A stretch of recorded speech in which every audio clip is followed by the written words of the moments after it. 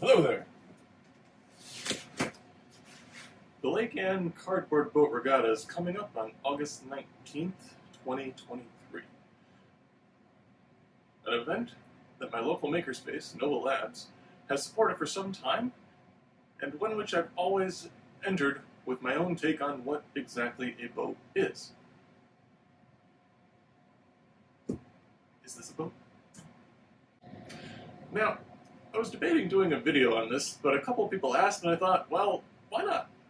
It's a local event, but it could use some advertising, and I'd also like to go on record with my creations, because this year, sadly, is the end of an era.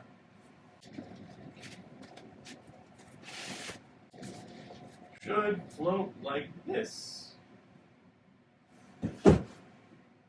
Hopefully more stable in the water. Now, first off, the race is put on by the Reston Museum as a community event around Lake Anne Plaza, which is just a mile or so from the sites of Nova Labs 1.0 and 2.0. Nova Labs 3.0 is, of course, in Fairfax City, but Reston's not too far away, the event's still running, and it's pretty easy to enter and enjoy. The boats must be entirely cardboard, duct tape, and water-soluble paints and glues. Making a boat waterproof is generally a great idea, but soundly banned at these events. That's just not what it's for. I've always tried to treat the regatta as an ephemeral event, where the boats are rapidly and shoddily constructed with barely any real design and discarded afterwards. This started as a reaction to the amount of time I spent designing 3D prints and 3D printers, laser cutting stuff, and just in general interacting with tools from behind the keyboard. That approach has a lot of benefits.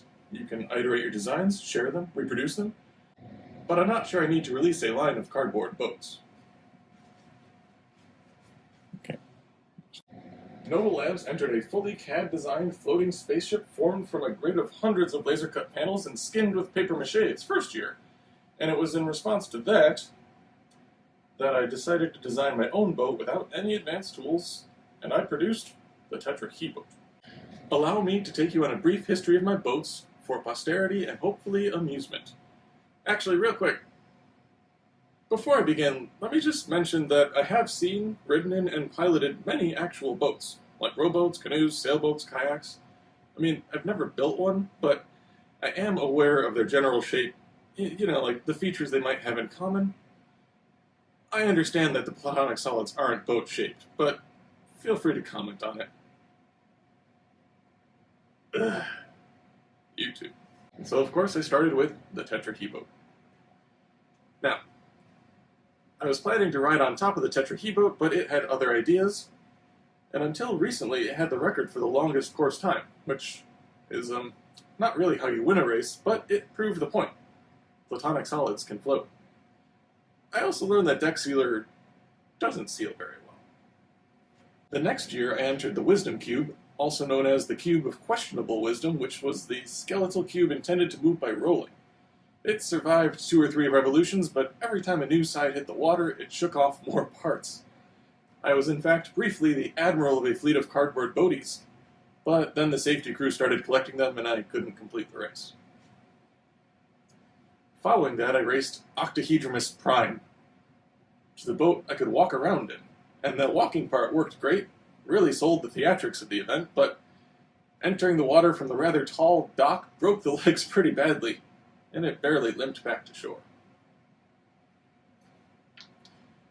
So, the announcer was having a little fun with my boat's questionable record, and so I named the next one, the dodecahedral boat, the Dodecabecabananafanafofeca, which he promptly corrupted to the Dodecabecabananafanafofeca. I did want a slightly more stable boat, so it actually became 2 halves of a dodecahedron joined together. This part was wildly successful, it floated great, except I neglected to teach my daughter how to row and or steer. See, cardboard boats don't last long in the water, so testing is always quite brief. Here's a typical post-race shot. You can see all the bladders of the Tetraheboat have opened and are emptying themselves of water.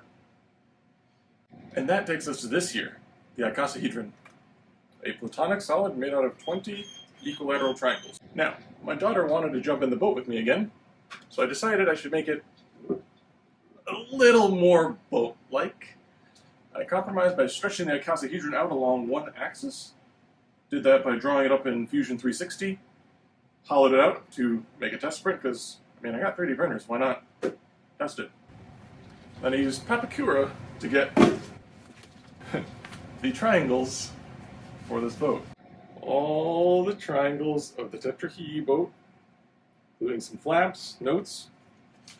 From there, scale it up until it just fits on the cardboard you have in hand, and boom, Icosaheboat. The 3D printed test model fits perfectly the angles of the base. See, it's just scaled right up. We're going to strengthen it with paper mache made from wood glue and crafting paper. And then we'll paint it with the finest Oops paint that Home Depot has on sale. No more views of the boat till it's on the lake. This decor is going to be a surprise to all of us. Now, you can cheer us on at Lake Anne in Reston on August 19th, 2023, just about a month from this video is being recorded.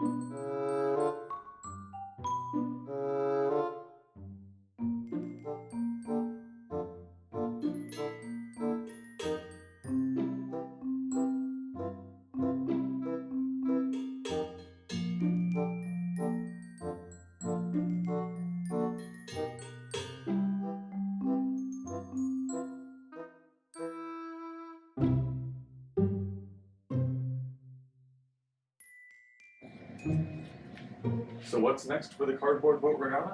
Well, for me, I'm going to try a traditional boat villain. Not quite like the Cardboard Draken, which was Snowballab's entry last year, but more like, what's a weird-looking boat that'll still move reasonably quickly? Stay tuned, find out. I'll be thinking about it. Anyways, thanks for watching, and happy boating.